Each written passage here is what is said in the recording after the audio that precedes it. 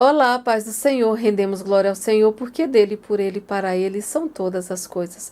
Hoje o assunto é: Deus não divide o seu templo.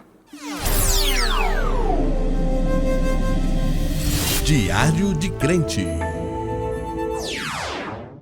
E eu te convido a semear a palavra do Senhor, compartilhando esse vídeo com muitas pessoas. O texto do livro de Mateus, capítulo 21, versículos 12 e 13, nos apresenta um Jesus que muitos não esperam encontrar. Não é um Cristo silencioso, nem mestre apenas compassivo, mas o Senhor do templo, cheio de zelo, autoridade e santidade. Ele entra no lugar sagrado e não aplaude o que vê. Ele não negocia com o pecado, não se adapta à corrupção espiritual e não espiritualiza o erro. Jesus entra no templo e vira as mesas, porque onde Deus habita, ele também governa. O templo havia se tornado um espaço de aparência religiosa, mas de coração distorcido. Havia sacrifício, havia moeda, havia movimento, mas não havia temor. O que era para ser casa de oração havia se transformado em um sistema de lucro, exploração e conveniência.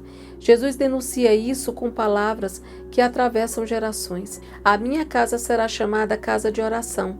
Vós, porém, a transformais em covil de ladrões.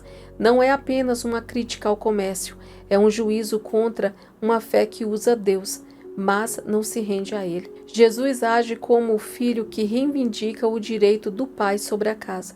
Ele cumpre a expectativa profética de um Messias que purificaria o culto e restauraria a verdadeira adoração.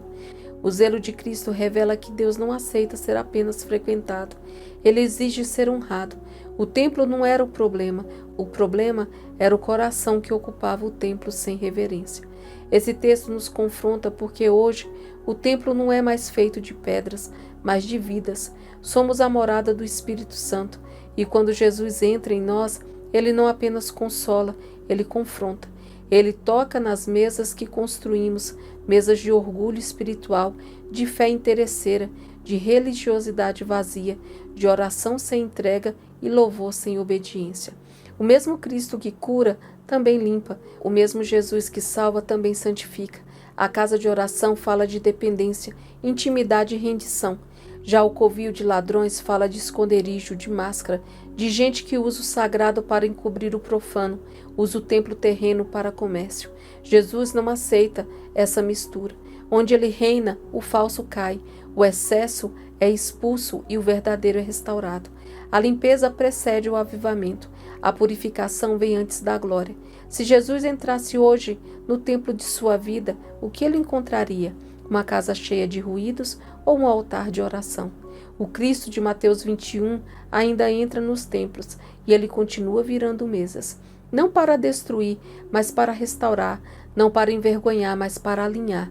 Permita que ele limpe a casa, porque somente um coração purificado pode se tornar um lugar onde a glória de Deus habita sem resistência.